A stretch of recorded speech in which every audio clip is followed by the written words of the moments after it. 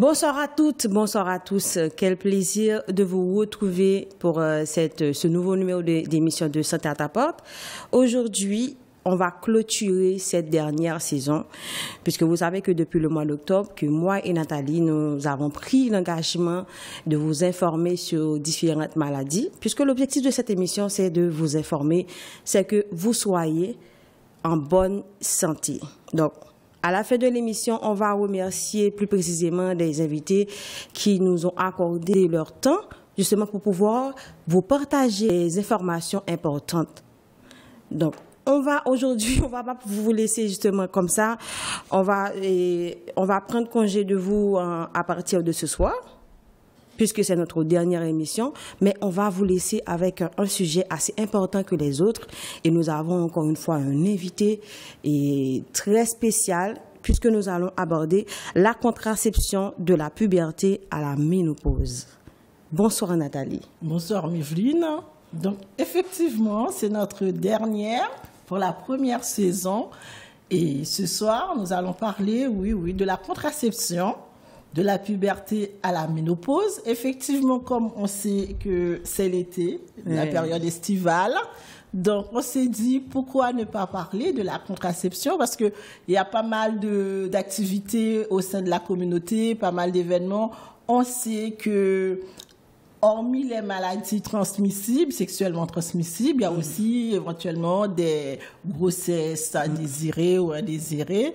Donc c'est pourquoi ce soir, nous avons une invitée très spéciale avec nous. Donc, nous allons parler, de la contraception, de la puberté à la ménopause. Et également, nous allons remercier vers la fin les différents invités qui nous ont aidés à réaliser cette saison et qui vont peut-être également participer à la prochaine saison.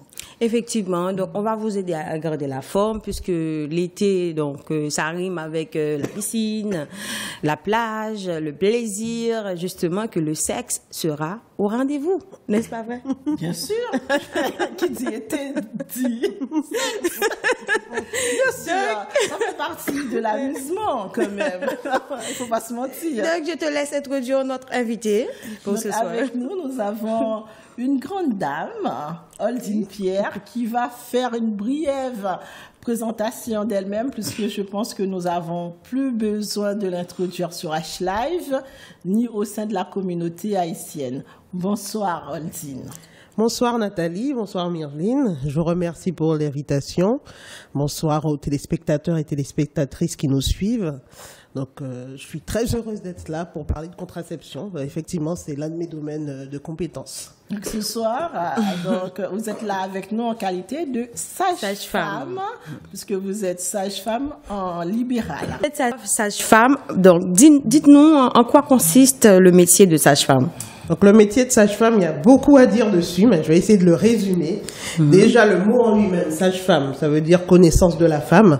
Donc c'est le professionnel qui connaît la femme, ses besoins, ce qu'il faut pour sa santé dans la vie normale. Parce que la femme elle-même, elle a des besoins qui sont pas forcément liés à une maladie, en matière de contraception, de suivi gynécologique, de prévention. Donc la sage-femme a plusieurs domaines d'intervention. Vous avez des hommes et des femmes qui exercent ce métier. Parce que comme ça s'appelle sage-femme, on s'imagine qu'il n'y a que des femmes qui le pratiquent, mais il y a effectivement des hommes également. On dit sage-femme, mais il y a aussi un autre petit nom qui est maïeuticien. Parce que la sage-femme, elle fait aussi des entretiens. On voit aussi les femmes, s'il y a des questions, des choses qu'on ne comprend pas, c'est pas forcément un traitement tout de suite. Donc c'est assez large, effectivement. Mais après, moi, je reste dans le médical. Le spirituel, ça, comme je comprends. Normalement, cela peut se comprendre. Ça se comprend. Bon, d'où maintenant, on va introduire. Alors, quelles sont les missions de la sage-femme? Son rôle, on a une profession qui est médicale. Après, qui est tout de même limitée parce qu'on s'arrête à tout ce qui est normal, ce qu'on appelle la physiologie. S'il y a une pathologie, s'il y a un problème, on réfère à un médecin. En France, il y a 3 professions médicales, donc c'est les médecins, les chirurgiens dentistes et les sages-femmes. Dans la formation, on fait la première année de médecine comme les médecins, et après avoir réussi la première année de médecine, on rentre dans une école de sage-femme pour faire la formation de sage-femme de façon pratique.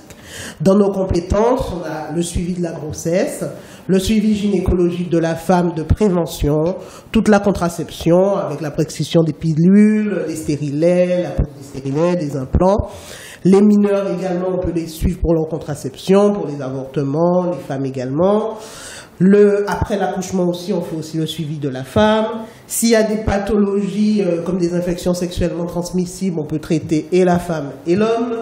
Et on intervient aussi pour des dépistages comme le cancer du col de l'utérus, le cancer du sein.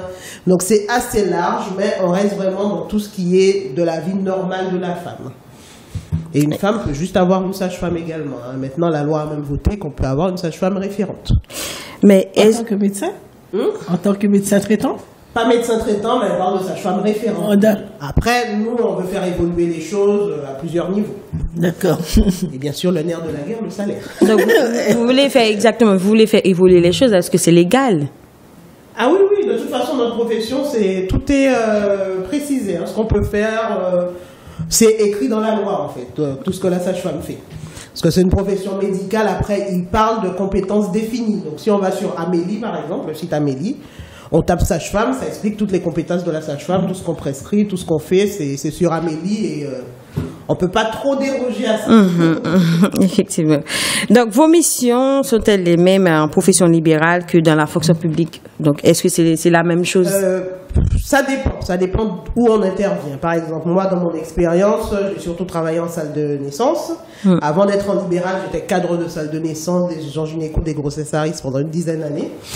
Et en fonction du service où on intervient et de la prestation qu'on doit accomplir, les missions sont différentes. Par exemple, en salle de naissance ou aux urgences, on fait les consultations, les accouchements. Si les accouchements sont difficiles, s'il faut faire une césarienne accompagnée, prendre en charge le bébé, voilà. Donc ça, c'est la salle de naissance.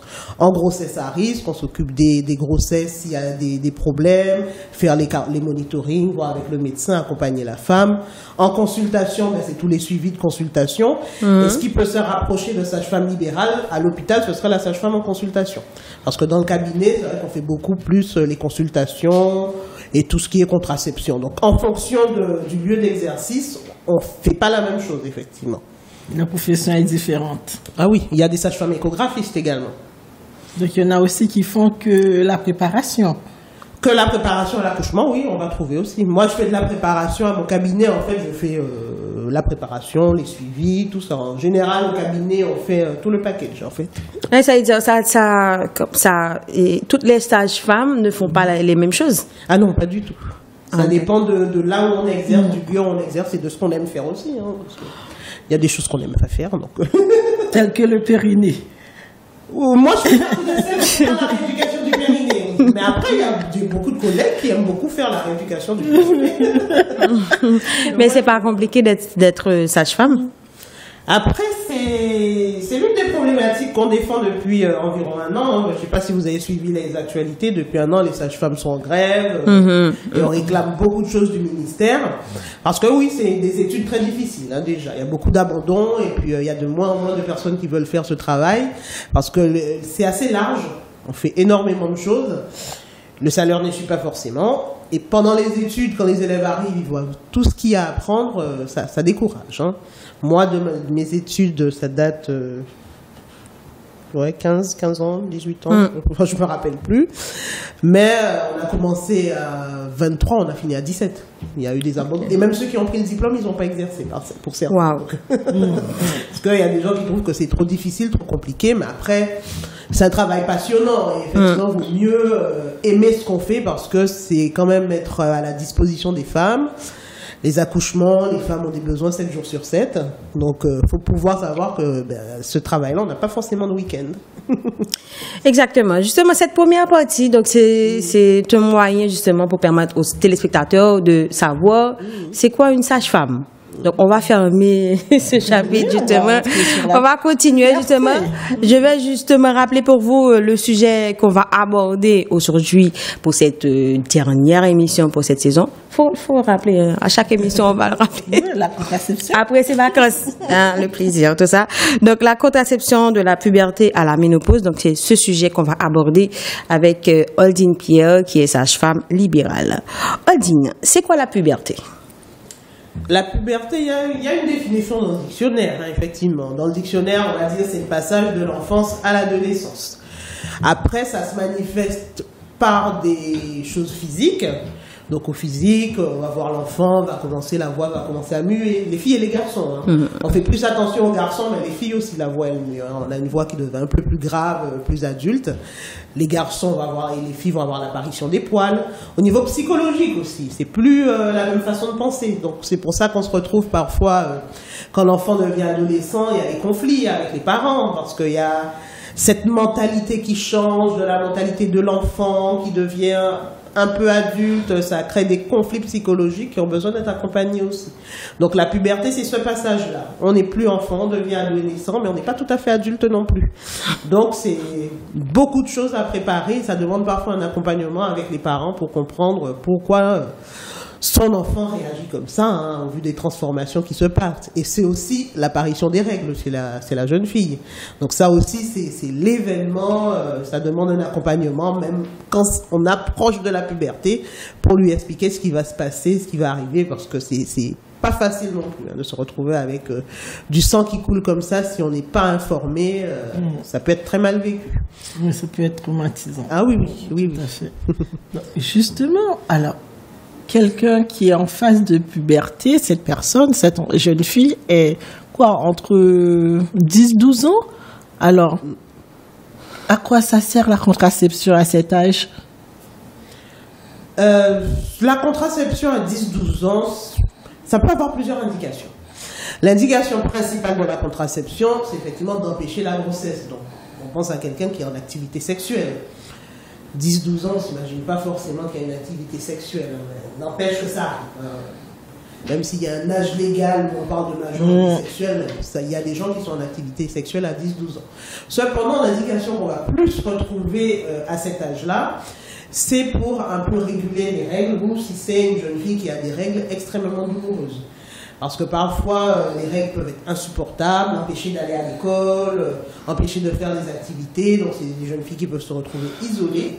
Donc, on peut être amené à leur proposer la contraception pour réguler un peu les règles et faire en sorte que les règles arrivent à des périodes données, qu'on puisse s'organiser. Ben, ils savent 3 semaines, j'ai pas mes règles. La semaine où j'ai les règles, on s'organise un peu et ça peut faire que ce soit un peu moins douloureux parce qu'on va pouvoir rajouter d'autres traitements également pour pouvoir vivre aussi sa vie normale sans forcément être à la merci des règles, on va dire. Donc, il peut avoir la contraception pour empêcher de faire des grossesses, hein, parce que les jeunes, les mineurs, en France, ils peuvent avoir accès à la contraception gratuitement, et même sans que les parents le sachent, pour éviter justement des problématiques majeures. Mais le plus, on va dire, c'est le traitement pour aider avec les règles, hein, c'est ça le plus important. Donc si on voit des jeunes comme ça avec la pilule, c'est pas tout de suite se dire c'est qu'elle a des activités sexuelles, ça peut être un traitement pour autre chose. Pour autre chose, certainement. Tout à fait. Comme vous savez, Aldine, et l'âge de la puberté, on dit souvent que c'est l'âge de rébellion, tout ça. Donc, quel meilleur moyen qu'une maman doit employer justement pour parler à ses enfants justement de la contraception? Elle-même en parler directement, sans tabou. Après, sans blesser, en fait, sans blesser. Sans rien. Après, tout le monde n'est pas à l'aise avec. C'est pas facile. Donc, si la personne n'est pas à l'aise, ça aussi, c'est une consultation qui est prévue par l'assurance maladie avec les sages-femmes. Les sages-femmes, on a une consultation spéciale pour les mineurs, pour leur parler de contraception, d'infections sexuellement transmissibles. Il n'y a pas forcément besoin d'être en activité sexuelle pour ça, mais ça reste de l'information, non seulement pour le mineur en lui-même, mais pour ses fréquentations aussi. Parce que peut-être que le mineur que le parent va emmener, souvent, c'est pas lui qui est concerné par la problématique de la contraception, comment faire les IST et tout. Mais moi, ce que je leur explique, c'est que après, ils deviennent des porte-parole aussi, hein. Moi, je leur explique comment ça se passe. Après, eux, quand ils sont dans leur collège, ils font la bonne parole à leur copine. On laisse pas la copine en détresse. On sait que la sage-femme est disponible pour parler de tout ça. Donc, les parents, s'ils sont à l'aise avec, vaut mieux en parler normalement. De toute façon, c'est naturel et puis on y vient forcément. Ça fait partie de la vie. vie. Mais il faut savoir que la sage-femme est disponible pour ça également si le parent n'est pas à l'aise. J'ai des mamans qui viennent, qui m'amènent leur fille, des patientes. Bon, Madame Pierre, je vous la laisse. Hein, je veux savoir. Il n'y a pas de problème. Voilà. Au moins, je lui parle, je lui explique. Et la maman a fait ce geste-là. C'est déjà bien. Ça donne une certaine confiance à l'enfant pour savoir que maman, elle est disponible, même si maman va pas trop se mêler parce que elle n'est pas à l'aise avec. Mais Madame Pierre est là, maman est là, c'est bon. C'est bon. Donc, hormis la sage-femme, qui peut prescrire la contraception à une mineure?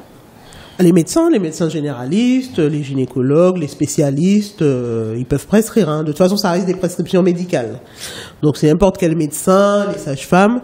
Dans les lycées et les collèges, les infirmières, elles peuvent délivrer la contraception d'urgence. Il n'y a pas besoin de prescription dedans. Mais sur la contraception au long cours en elle-même, c'est forcément la profession médicale. Donc, soit le médecin, soit la sage-femme.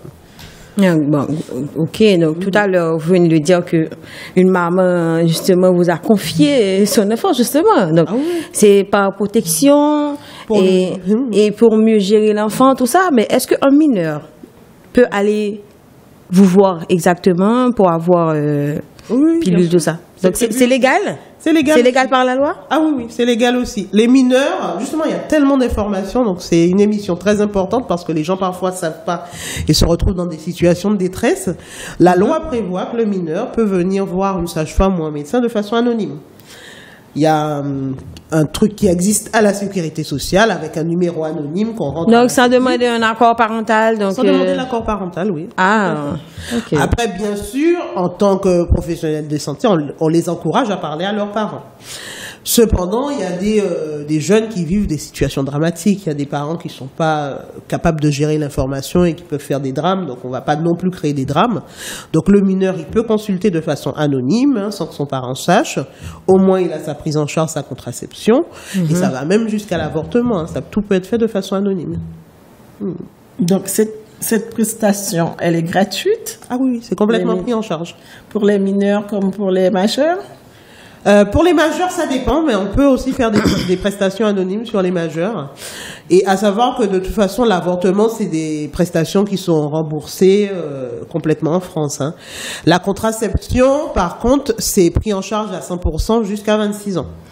Ça vient de changer là en janvier. Maintenant, c'est passé à 26 ans. La consultation, la contraception, pour permettre aux gens d'avoir accès à tout ça sans être pénalisés, en fait. Hein. C'est passé là, on va laisser la partie pour les mineurs, justement. Les mineurs, pour les mineurs, on va laisser cette partie. Je sais pas si tu as une dernière question. C'est trop dur pour savoir que les enfants peuvent venir voir la sage-femme. Non, moi je suis... Non, en plus, on ne savait pas si un mineur peut aller vous voir justement pour cette histoire. Ah oui, tout à fait, le mineur, il peut venir. Parce qu'ici en France, tout est parental, tout est accord parental, l'accès parental. Mais sauf la contraception IVG. Même qu'il y a des drames, donc on ne savait pas. Ça fait partie du risque, effectivement. Ça fait partie du risque, c'est pour ça qu'on va toujours encourager le mineur à en parler à ses parents. Mais si le mineur refuse catégoriquement d'en parler à ses parents, on ne peut pas l'empêcher d'avoir accès à la contraception, l'avortement. On fait le nécessaire, voilà. Donc pour finir, alors on va poser la question. Quel est l'âge des premières règles et l'âge des premiers rapports sexuels? L'âge des premières règles, de façon normale, on va dire c'est entre 11 et 14 ans. Ça, c'est la période normale où les règles arrivent. Après, il y a des situations où on appelle les règles précoces ou les règles tardives. Donc, il y a des jeunes filles de 6 ans, 7 ans qui se retrouvent avec des règles. Donc, ça demande une prise en charge aussi, hein, parce que 6 ans, 7 ans, on s'y attend pas du tout. Hein. Mais c'est des règles très précoces, ça arrive. Tout comme il y a des personnes à 18 ans qui n'ont toujours pas vu arriver les règles. Donc, c'est de façon tardive. Souvent, c'est familial aussi. Hein. Souvent, la maman, la grand-mère ou les sœurs ont eu les règles très tôt ou très tard également. Il y a une période normale, mais on a toujours des extrêmes dans tout. Il n'y a rien de figé. Et on accompagne aussi sur tous ces aspects-là également. Parce que la fille qui a les règles à 6 ans, voilà, c'est pas facile. Parents, parce que ça veut dire plein de choses aussi, hein, les règles qui arrivent. Et les relations sexuelles, l'âge de... Les rapports sexuels, bon, de façon juridique, on parle de majorité sexuelle à partir de 15 ans. Après, on voit tellement de tout. Des fois, il y a des jeunes filles à 12 ans qui ont déjà commencé une activité sexuelle, hein, effectivement. C'est pas forcément des choses qu'on peut contrôler parce que, bon, les gens, ils sont en liberté. Ils font avec leur éducation, avec leur interaction, leur fréquentation, malheureusement. Après, il y a quand même une organisation à avoir autour des rapports sexuels. C'est pour ça qu'on facilite ainsi l'accès à la consultation avec les sages-femmes, que les infirmières font de l'information dès le collège pour éviter les infections sexuellement transmissibles, les grossesses non désirées, parce que ça peut arriver à n'importe quel âge. Mais oui, certainement. Moi, je vais vous reposer cette même question que j'avais posée au tout début. Mon partenaire, il est hyper difficile. Donc, comment justement lui parler de la contraception? C'est-à-dire, j'ai pas compris. Hyper difficile à quel point? Dire que bon, imaginez-vous que mon petit copain, donc il a pas vraiment et la notion justement sur ce question de contraception. Comment l'expliquer? Comment lui parler pour le convaincre? Justement. Après, moi, ce que je dirais, c'est peut-être féministe, hein, mais la contraception, ça concerne que la femme. On est allé jusque-là? Ah oui, c'est la femme qui est concernée par la contraception. C'est son corps, c'est elle qui choisit ce qu'elle veut faire ou pas, parce qu'après, s'il y a une grossesse, c'est elle qui aura porté cette grossesse jusqu'à la fin et toute la vie. Hein. Donc, vous essayez de nous dire que mon partenaire, justement, il n'a pas le droit d'empêcher d'accès à la contraception? Oui. Ah non, pas du tout. Ah, ça c'est catégorique. Après, dans un couple normal, c'est bien de communiquer, de dialoguer, mais ça c'est des conseils de bon sens. Que oui, on dialogue, on parle de contraception, on parle de tout, mais on estime de façon médicale, hein, de toute façon, que non, c'est la femme qui choisit sa contraception, si elle veut en prendre ou pas. Après, il y a des soumissions psychologiques qui font qu'il y a des femmes qui sont tellement soumises à leur mari qui vont pas prendre, pas faire, mais n'empêche que si la femme vient avoir accès à la contraception, même si le conjoint ne veut pas, elle aura accès à la contraception. Ça ne concerne qu'elle. Après, à la maison, s'il y a de la violence, il y a autre chose, ça c'est une autre prise en charge. Parce que là, c'est la prise en charge des violences conjugales, des violences dans le couple, parce que même ça fait partie d'une violence. Empêcher l'accès à la contraception, l'accès financier, et les violences morales et psychologiques, c'est de la violence. Donc... non, le conjoint. Donc, c'est-à-dire, en tant que femme, on ne peut pas accepter ça. Normalement, non. Vous êtes féministe? Entre parenthèses. Comment? Vous êtes féministe? Entre parenthèses. Ça veut dire lié à ma profession. Hein, on va fermer. On va fermer rapidement. Donc, on continue sur la contraception des premières fois, les premiers rapports qu'on a avec un partenaire. Alors, le préservatif, est-il le meilleur allié d'une première fois par rapport aux autres contraceptions? Le préservatif, c'est le meilleur allié tout le temps. Parce que le préservatif, il a plusieurs intérêts. Il n'est pas seulement contraceptif, mais c'est le seul moyen de prévenir les infections sexuellement transmissibles. Donc même si la jeune fille utilise la contraception, que ce soit la pilule, le stérilet ou l'implant, on recommande quand même de maintenir le préservatif. Parce que pour les infections sexuellement transmissibles, il n'y a pas autre chose pour le moment. Hein. Que ce soit le préservatif féminin ou masculin. Les deux se valent parce qu'on connaît un peu moins le préservatif féminin qui peut être un peu plus pratique dans certaines situations, mais il faut quand même maintenir le préservatif, même la première fois, surtout. Parce que souvent la première fois, c'est pas forcément avec le partenaire qu'on va se marier, qu'on va faire toute la vie en plus. Hein, donc.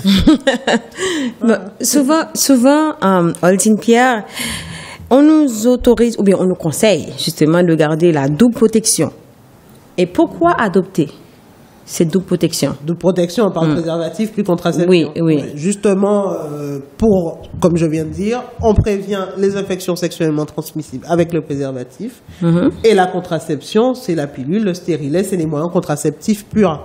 Parce que même avec le préservatif, s'il craque, effectivement, il y a le risque de grossesse, il est là. Parce que ça arrive aussi que le préservatif, il craque. Donc oui, toujours les deux. Donc maintenant qu'on est installé avec le partenaire et qu'on va arrêter le préservatif, test réalisé, tout va bien. Donc, comment choisir sa première contraception? La première contraception ou la contraception en elle-même, ça dépend du mode de vie de la femme, de ce qu'elle veut.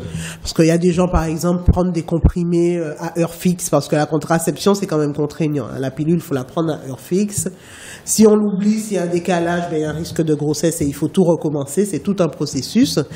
Donc, si la personne n'est pas à l'aise avec ce système-là, on va lui proposer soit le stérilet, différents stérilets, il y a le cuivre, là, celui aux hormones, en fonction de sa situation. Soit on va lui dire plutôt le cuivre, plutôt l'hormone. Il y a l'implant également. Cela, il n'y a pas besoin d'y penser. Ça reste en place pendant 3 ans, 5 ans et ça fonctionne. Et il y a des gens qui sont très à l'aise avec la pilule, hein, que ça leur va prendre à heure fixe la pilule, avoir les règles de façon précise, hein, parce qu'avec la pilule, c'est ça qui est bien aussi sur certaines pilules. On sait quand est-ce qu'on va avoir ces règles.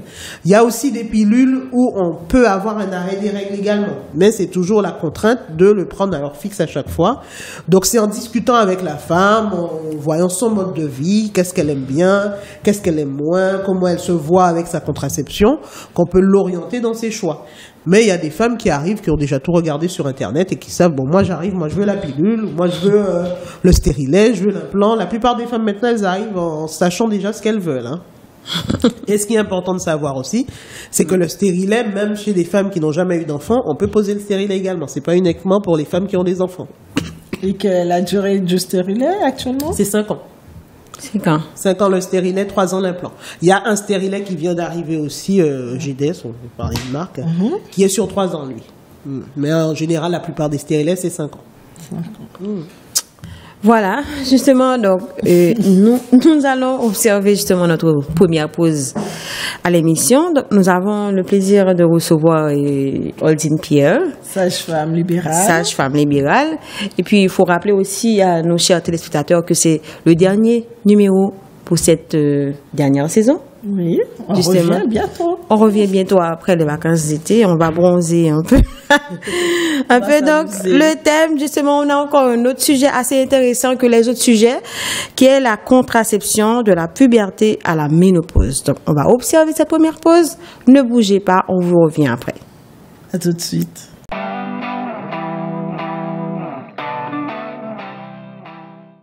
Nous sommes de retour, chers téléspectateurs, à l'heure de l'émission Santé à ta porte. Un petit rappel que c'est notre dernière saison, justement depuis le mois d'octobre, que moi et Nathalie, nous avons présenté cette émission. Et on va continuer, on va vous laisser justement avec ce sujet très, très important. N'est-ce pas, Nathalie? C'est très important, la contraception de la puberté à la ménopause. Donc, il faut en parler surtout la veille des vacances. Donc, les précautions à prendre, les préconisations qu'il faut prendre en tant que jeune, en tant que femme. C'est un très beau sujet. Ça concerne tout le monde. Donc, on continue puisqu'on est sur la contraception. On parle souvent du patch contraceptif.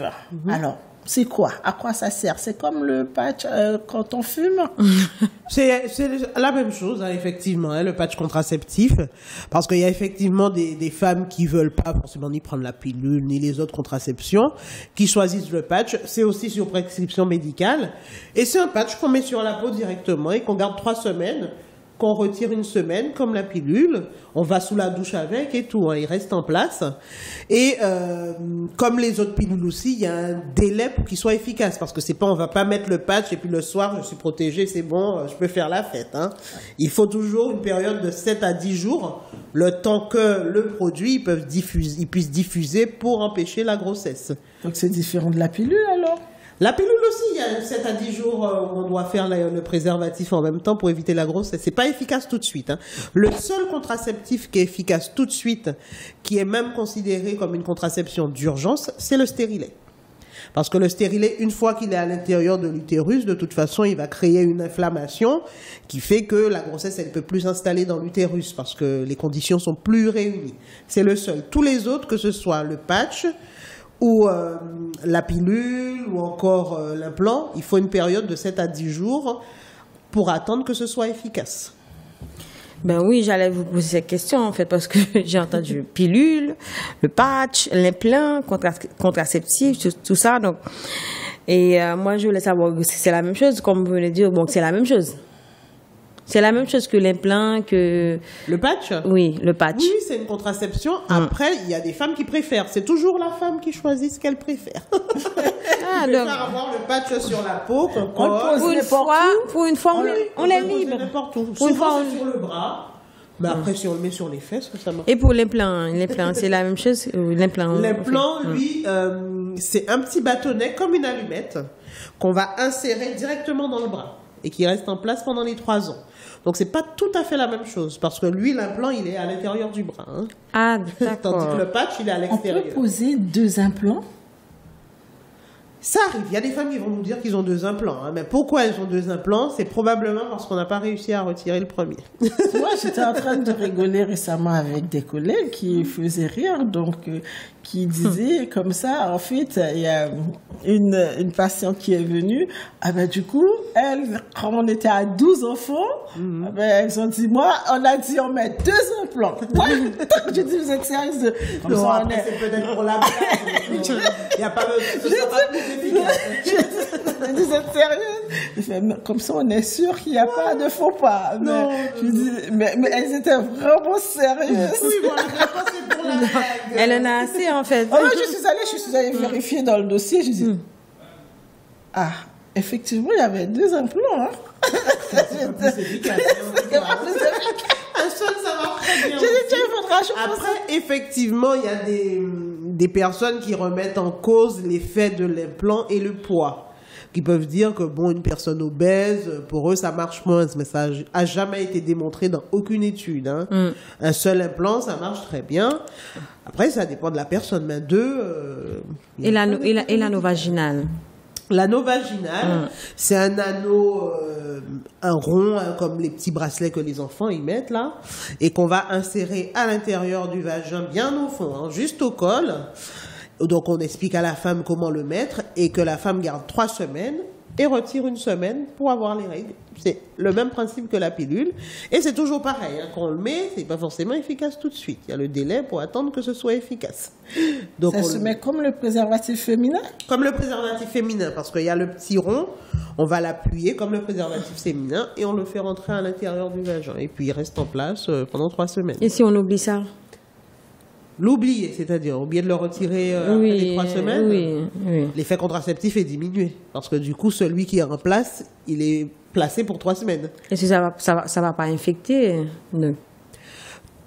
Non, sur les 3 semaines, il n'y a pas d'infection de prévue sur une hygiène corporelle normale. Après, il faut une hygiène correcte quand même. Hein. Fait sa toilette, comme d'habitude, des sous-vêtements propres.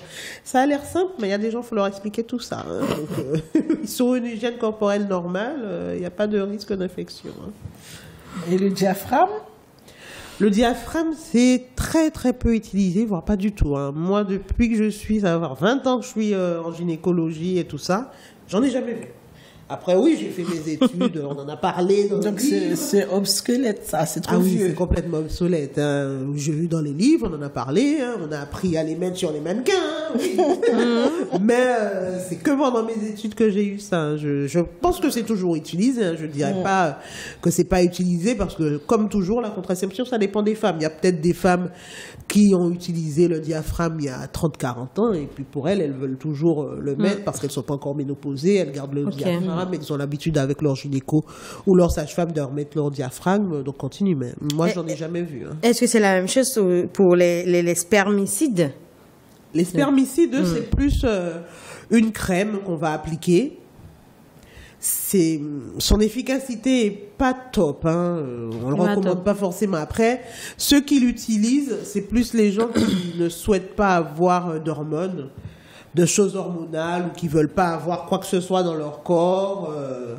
Voilà, parce que pour des femmes, ça reste une charge mentale supplémentaire, la contraception.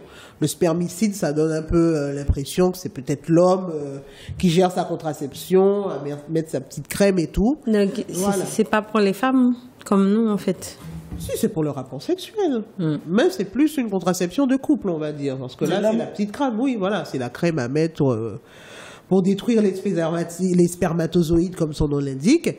Effectivement, la femme n'a pas à gérer ni les pilules, ni le stérilet, ni quoi que ce soit. Voilà, c'est pendant le rapport, c'est uniquement pendant le rapport, on met le spermicide pour agir sur les ça c'est plus tranquille que les autres. Mais son efficacité est remis en cause. Hein, on conseille pas du tout. Hein. Pas de corps étranger. Pour les femmes qui n'aiment pas ça. Oui, voilà, c'est ça. Il y a des femmes qui veulent pas du tout, et puis que le préservatif, ça suffit pas forcément, qui veulent une protection supplémentaire, qui vont l'utiliser. Ça reste mieux que rien.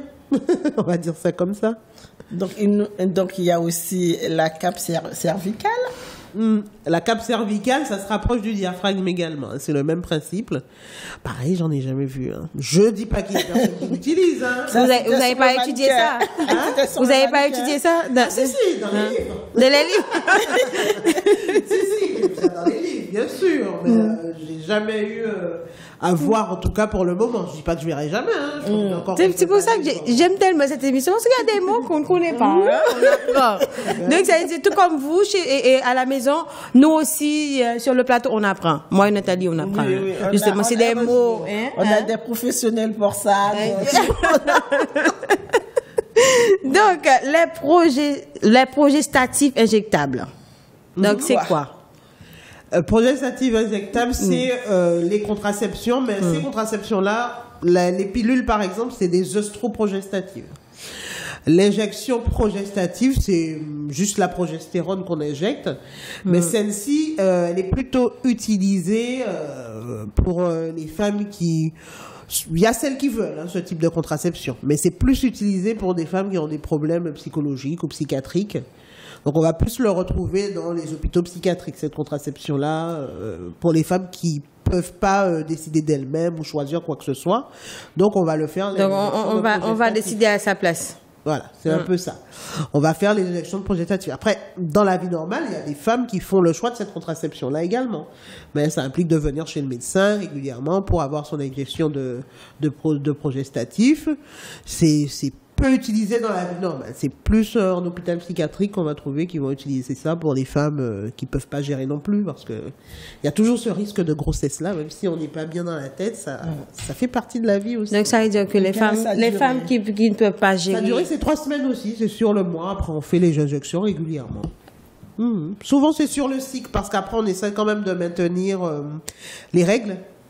Souvent de voir les règles qui viennent, surtout pour les gens qui veulent maintenir leurs règles. Après, même sur ces types de contraception-là, on peut faire en sorte de rapprocher les injections ou même la pilule pour ne pas voir les règles. Il y a des pilules où on peut ne pas voir les règles, même si c'est œstroprogestatif. Donc c'est à voir. Donc, au cas où il n'y a pas les règles, alors c'est quoi la contraception d'urgence? La contraception d'urgence, elle intervient s'il y a un oubli de pilule, si on pense qu'il y a une grossesse, et c'est dans les 2-3 jours après le rapport. Hein. Une semaine après, c'est plus la peine. Hein. C'est vraiment, comme ça s'appelle, pilule du lendemain aussi, hein, la contraception d'urgence. Donc c'est vraiment dans les heures qui suivent le rapport, on se rend compte qu'on n'a pas pris la pilule ou le préservatif il a craqué, qu'on peut prendre la contraception d'urgence. Et quand on voit pas les règles, en général, c'est déjà trop tard. Hein. C'est peut-être que la grossesse est déjà installée. Là, c'est une autre prise en charge. Donc c'est gratuit, c'est sur ordonnance. La contraception d'urgence, pour les mineurs, elle est gratuite. Ça peut être sur ordonnance, pris en charge par la sécurité sociale sur les tarifs habituels. Ensuite, elle est payante. Oui. Je me rappelle plus du prix, par contre, en pharmacie, mais on peut l'avoir en pharmacie en payant directement. Pas obligé d'avoir une ordonnance. Mais pour les mineurs, c'est sans ordonnance et c'est gratuit. Hein. C'est gratuit. Oui. Les mineurs vont à la pharmacie, ils peuvent avoir leur pilule du lendemain. Dans les lycées, dans les collèges, les infirmières aussi délivrent la pilule. Dans les plannings familiales. Planning familial également. Est-ce qu'il y a le risque de tomber enceinte sous contraception? Oui, contraceptif. Oui. Tous les donc c'est pas rassurant. Hein? Après, il y a ce qu'on appelle l'indice de Pearl qui nous permet de définir l'efficacité du contraceptif. Donc chaque contraceptif a un degré d'efficacité plus ou moins important. Mais tous, il y a un risque de grossesse. Déjà dans la consultation, on dit il y a des grossesses qui arrivent sous implant, il y a des grossesses qui arrivent sous stérilet, il y a des grossesses sous pilule, même des femmes qui prennent très bien leur pilule et qui non, j'ai jamais oublié et tout. Ça arrive, le risque, il est toujours là. C'est les 0,01%. Comment? C'est les 0,01%. C'est ça. Il n'y a rien, aucun contraceptif n'est à 100%. Donc, grossesse est là, alors que faire en cas de grossesse imprévue? On voit avec la femme qu'est-ce qu'elle veut faire. Est-ce qu'il y a beaucoup de femmes qui peuvent faire le choix, malgré le fait que ce soit sous contraceptif, de garder la grossesse? Ça arrive. Si c'est une grossesse sous pilule, il n'y a pas de difficulté particulière. Après, les grossesses sous stérilet, il peut avoir un risque de fausse couche, donc on évalue en fonction de la position du stérilet quand même. Hein. S'il reste bien positionné au fond, la grossesse peut se développer normalement. Si il est un peu proche de la sortie, on peut essayer de le retirer avec le risque d'arrêter la grossesse. Donc ça dépend de ça. Et puis, si la femme, c'est hors de question, je veux pas de grossesse parce que moi je prends un contraceptif, ben on va accompagner vers l'avortement. C'est l'interruption volontaire de grossesse. Tout à fait. Effectivement, justement. Donc, c'est quoi en fait la vasectomie? Vasectomie. Ouais, c'est quoi en fait? On parle des hommes du coup, hein, comme ça au moins pour qu'ils se sentent. Ça c'est les hommes, ça c'est les hommes uniquement, pas les femmes. Il y a l'équivalent enfin les hommes, enfin. Ah ben ouais, voilà, c'est pas il y a que nous. l'équivalent chez les femmes. Mais la vasectomie, ça concerne l'homme. La vasectomie, c'est aller couper, bon, je ne vais pas dire le terme technique canal différent, mais au niveau des bourses, on va couper ce qui permet de produire les spermatozoïdes pour empêcher la production de spermatozoïdes. C'est irréversible, hein, la vasectomie. Voilà, l'homme, on lui fait une vasectomie, il ne peut plus avoir d'enfants, hein, parce que du coup, on empêche la production des spermatozoïdes et il n'y en aura plus. Donc, c'est un choix contraceptif également pour les hommes qui veulent eux-mêmes porter la charge contraceptive. Il y a des couples qui font ce choix-là. C'est un choix de couple en général. Voilà. Vous savez, Nathalie, que ce sujet-là, on va reprendre pour la rentrée. La vasectomie? Non, le sujet, là, qu'on a... Contraception. Contraception, oui, là. Je veux dire, il y a plein de choses. Il y a plein de choses. Il y a la même chose, c'est la femme aussi. Hein. Ça il y a plein de choses. Imaginez-vous, c'est la dernière, et la question qui concerne les hommes, c'est quelle? La vasectomie? Vasectomie. 40e? Ouais, 41e? Oui, j'étais en train de chercher. Donc, ça veut dire que à la rentrée, sûrement, chers téléspectateurs, on va avoir Madame Holdine Pierre, justement, qui va continuer. Hein? Elle va continuer avec ce sujet. C'est vraiment important et d'aborder ce sujet. C'est vraiment important d'aborder ce sujet, justement. Donc, je ne sais pas si vous serez disponible à la rentrée. Je me rends disponible à la on peut toujours trouver un petit créneau. Oui, c'est vrai. Bon, certainement. Moi, ma question, c'est quels sont les moyens naturels de contraception que les femmes peuvent utiliser? Il y a des moyens naturels qui existent, c'est vrai. Du coup, il y a celles qui comptent les jours. Oui, l'abstinence, c'est le meilleur, hein, mais bon. L'abstinence, c'est pas théoriquement. Non. C'est pas de la il y a des gens qui font ce choix-là. Hein. Il y a des gens qu'on appelle asexuels, qui n'ont pas de rapport sexuel. C'est pas facile, hein. C'est pas facile. Qui sont en couple, hein. Mais oui, l'abstinence, c'est le... Ben oui, c'est pas facile, hein. C'est-à-dire que là, c'est une lunette de soleil, on voit rien. C'est ça. Je suis aveugle. Après, on a les rapports, il y a des moyens naturels, le contrôle, il y a des femmes qui choisissent de surveiller leur température. Ouais. Donc, à partir d'une certaine température, on sait qu'on est en train d'ovuler, donc on n'a pas de rapport pendant cette période-là. On attend que la température diminue, et puis on reprend les rapports sexuels. Il y a ceux qui comptent les jours, qui savent que ce jour-là, j'ai ovulé, donc là, autour de l'ovulation, pas de rapport non plus. Il y a, qu'est-ce qu'elles font encore? Il y a l'analyse de la glaire cervicale aussi, en leur rappelant comment se toucher au niveau du col et puis analyser la glaire, est-ce qu'elle est plus lisse, elle est plus compacte, est-ce que l'on est en période d'ovulation ou pas. Donc ça peut être un choix contraceptif aussi, hein, naturel, de surveiller sa glaire, sa température, de compter les jours. Et il y a l'homme aussi, et quand il va faire son truc, on dit il faut que tu sortes. Et le retrait, oui. Le fameux retrait. Ça, c'est un bon moyen?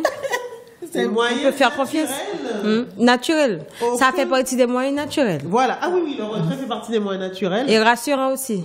Mais là, je pense pas. Le temps de dire il faut que tu sors, tu sais pas ce qu'il a déjà fait. Hein? Surtout que avant... Est-ce que ça va pas diminuer sur le feeling aussi? Ah oui, si, ça diminue le feeling. Bien sûr. Bien sûr, parce qu'on est concentré à attendre. Ah oui, chérie, c'est pas le moment.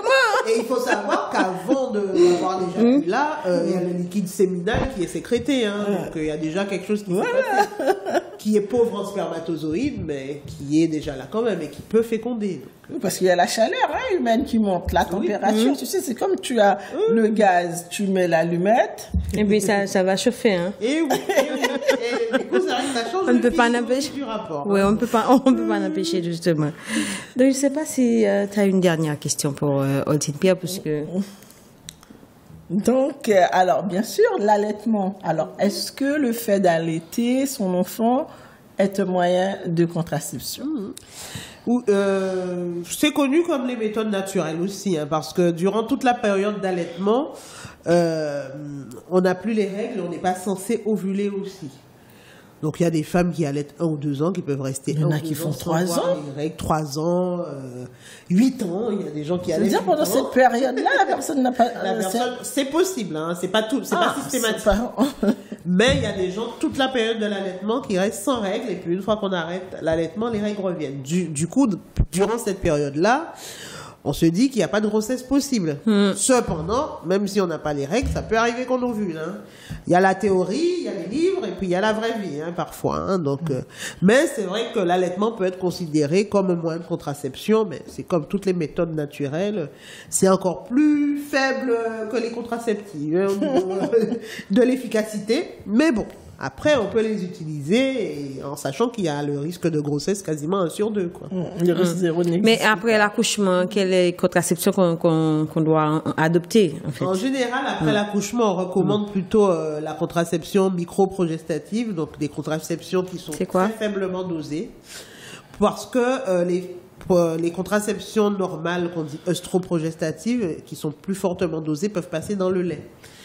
Et du coup, après, sur bébé, ça peut avoir des impacts parce que ça lui fait une charge hormonale.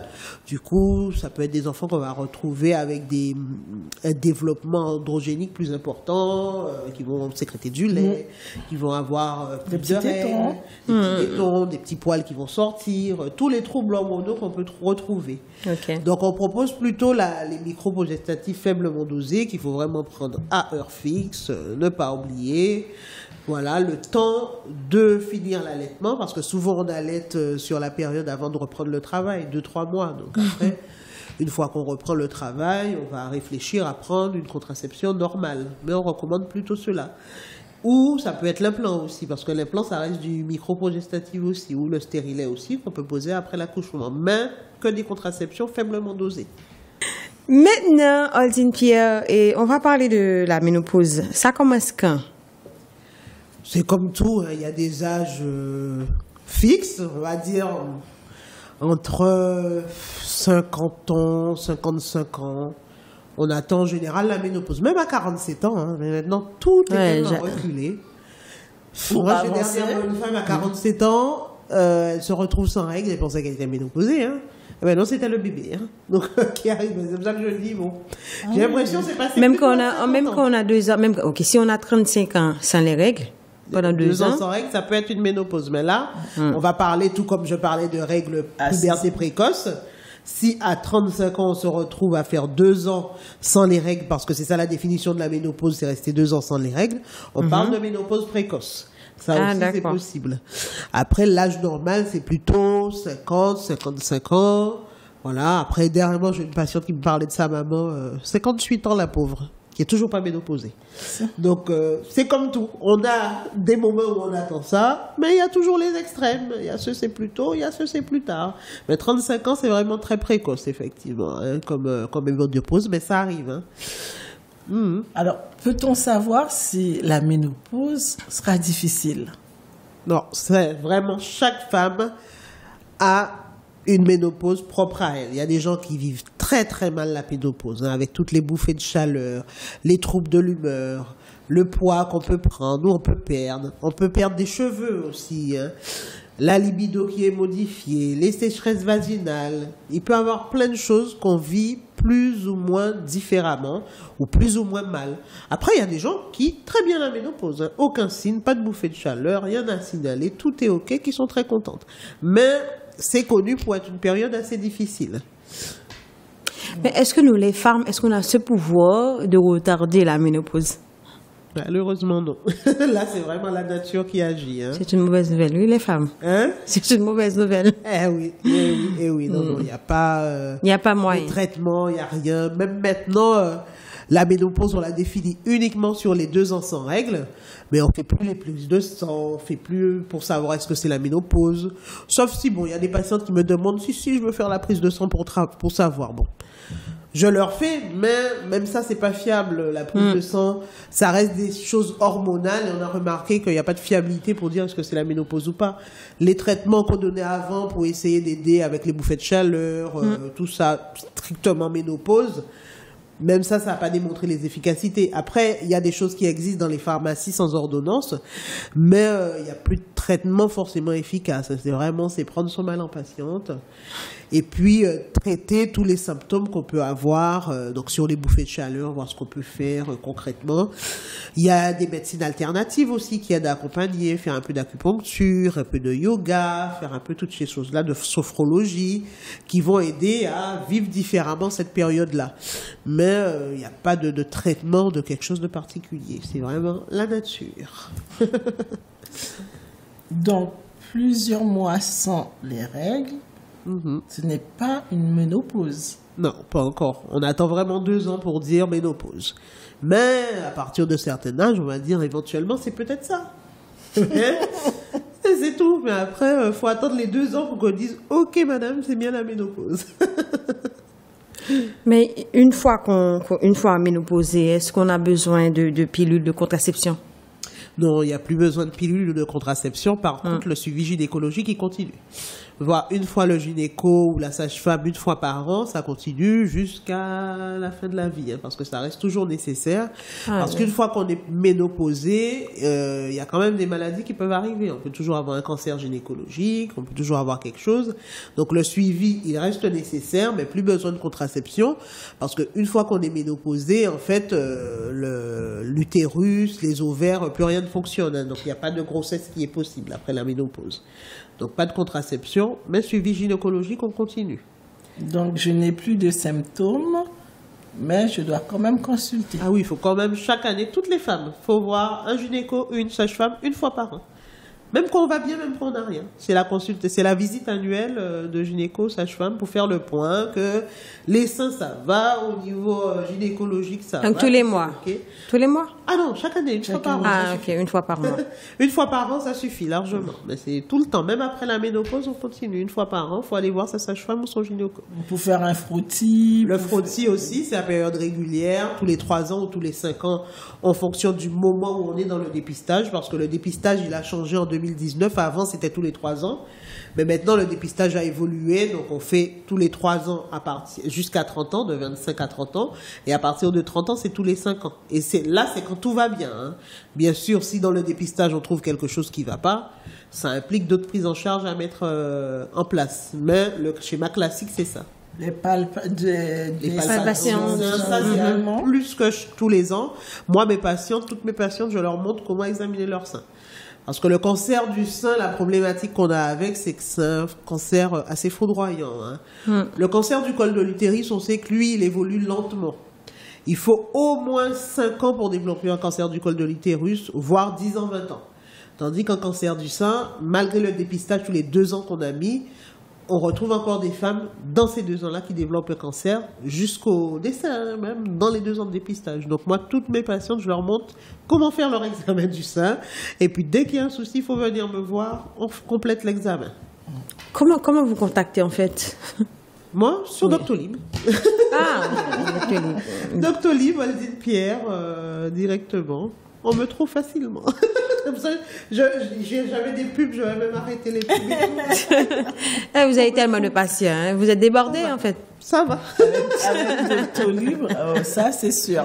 Surtout tout en sachant qu'il y a beaucoup de médecins actuellement qui ne prennent pas les premiers rendez-vous. Tout à fait. Il y a même des Ça limite du coup les rendez-vous pour les premiers cas. Moi, pour le moment, je prends tout le monde, il n'y a pas de souci. Donc, à qui s'adresser? Pour la contraception. Pour la contraception. Oui, pour tout ce qu'on a parlé, tout ce qu'on a abordé là ce soir. Et sa sage-femme. Ok. C'est les meilleurs interlocuteurs. Après, moi, je vais prêcher pour moi, surtout la sage-femme. Voilà. Même si on a un médecin avec qui on est à l'aise, c'est très bien aussi. Hein. Le principal, c'est d'être à l'aise avec sa contraception et à l'aise avec son professionnel de santé aussi. Parce que il y a des professionnels de santé, on n'a pas forcément envie de leur parler de ça, de leur dire c'est quand même intime. Donc, il faut être à l'aise avec son professionnel et en parler directement. Hein. Donc, si on devait résumer tout ce qu'on a vu sur la contraception, de la puberté à la ménopause, ça serait quoi pour les téléspectateurs? Pour les téléspectateurs, ils puissent retenir tout ce qu'on a dit là. En plus, il faut ajouter qu'on n'a pas terminé le sujet. On reviendra, mais là, c'est vraiment là pour le moment. Que doit-il retenir? Ce qu'il faut retenir pour moi, c'est que la sage-femme est présente pour accompagner sur la contraception de la puberté à la ménopause et même après complètement. S'il y a une question, quelque chose qu'on ne comprend pas, il ne faut pas hésiter à contacter la sage-femme et on va se poser, on va tout expliquer. C'est surtout ça qu'il faut retenir, je pense, c'est qu'il y a des professionnels à disposition. Très bien. Donc, Myrvline, effectivement, on n'a pas fini. Et donc, peut-être on peut retourner à nos débuts et aussi remercier les professionnels comme Oldine qui ont pu faire évoluer Santé à ta porte, qui ont participé, qui nous ont consacré leur temps et leur connaissance. Les remercier. Ben oui, effectivement. Donc, on avait commencé cette émission Santé à ta porte, H-Live, dans l'objectif de vous informer sur les maladies, parce que, encore une fois, je dois préciser que l'objectif de cette émission, c'est que vous soyez en bonne santé. Donc, vous aussi, vous apprenez chez vous. Nous aussi, sur le plateau, on apprend beaucoup de choses à travers les invités. Aujourd'hui, on a Oldine Pierre. Le mois d'octobre, qu'on avait commencé notre première émission, on avait abordé le thème le cancer du sein, parlons-en, avec le docteur Georges Debritson et le docteur Valora Badé. Tout à fait. Après, on a commencé timidement avec une émission par mois. On a eu le mois de novembre, le mois sans tabac. Donc, c'était le tabac et ses effets sur l'homme, comment s'arrêter, avec le docteur Sidley Charles. Vu que c'est tout une semaine sur deux, que Nathalie et moi, nous sommes là justement pour vous présenter cette émission, on a abordé la journée mondiale du sida, donc avec le docteur Whitlin, lui. Donc, sida toujours là, c'était le thème. C'était le thème. Donc, après, on était à l'approche des fêtes de fin d'année. Noël arrivait à grands pas. Et nous avons décidé de parler du diabète. Donc, puisqu'il y a pas mal de chocolat, de gâteaux, de saveurs sucrées. Parce que le salé, on sait déjà que plus ou moins c'est bon pour la santé. Donc, nous avons abordé le diabète, une maladie silencieuse, dépistage et symptômes, avec l'infirmière Lona Lexim et une cadre de santé, Marie-Guylaine. Dans le souci justement de bien prendre soin de vous, chers téléspectateurs, donc le 12 janvier 2022, on a abordé la santé et le bien-être de la prostate par les aliments avec le conseiller nutritionnel Oumar Ouattara. Oui, et le mois de janvier, c'est le mois sans alcool. Après avoir fêté toutes les fêtes de fin d'année, de décembre. Donc, il faut se purifier, se nettoyer. Donc, le mois de janvier est le mois sans alcool. Et là, nous avons abordé les effets de l'alcool sur la santé avec le docteur Woodlin, lui. Effectivement, donc le 9 janvier, on a changé le rythme. On a parlé de la colonne vertébrale pour mieux cerner et l'hernie discale avec le docteur Jean-Michel, qui est chirurgien orthopédique. Tout à fait. Donc, après est arrivé le mois de février. Encore, on est passé à 2 par mois dans Santé à ta porte. Et là, nous avons eu l'occasion d'avoir le docteur Harry Etienne, spécialiste en cancer du poumon, où nous avons parlé du cancer du poumon, problème de santé publique. Parlons-en. Et puis le 9 mars, qui était justement, c'était symbolisé le mois de femme, mois de la femme, mois de 8 mars, tout ça. Donc le 9 mars, on a abordé nutrition et l'obésité, quel soutien pour une merveilleuse santé. Donc c'était ça le thème avec le docteur Whitley Nuit. On a eu pas mal de fois, le docteur Whitley Nuit. Un grand merci, docteur. Donc, on connaît tous la dépression. Donc, on a trouvé normal d'aborder ce thème. Le 29 mars, nous avons parlé de comprendre la dépression, en parler avec le psychologue Nathanaël Jousselin. Et puis le 20 avril, donc l'endométriose, comment faire face à cette maladie. Donc, c'était bien avec le docteur Franz Mentor, qui est gynécologue. Tout à fait. Donc, avec la situation que nous vivons actuellement, la situation climatique, donc le 11 mai, nous avons parlé de comprendre l'impact des changements climatiques sur la santé humaine avec l'agronome Samson Jean-Marie et le docteur Valera Badet.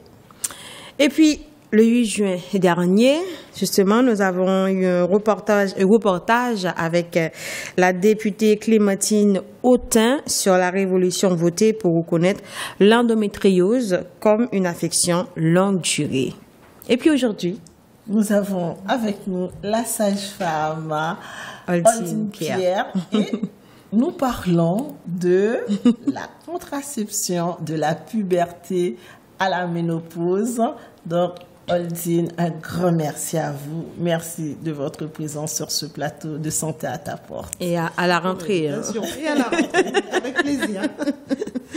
À la rentrée. Donc, sans oublier avant de partir, on doit remercier aussi nos chers téléspectateurs parce qu'ils étaient fidèles. Tout à fait. Ils étaient fidèles, ils ont manifesté justement pour cette émission. Donc, c'est sûr qu'on va vous retrouver à la rentrée. Moi, je ne sais pas si on sera là. Tu penses qu'ils ont aimé l'émission Santé à ta porte?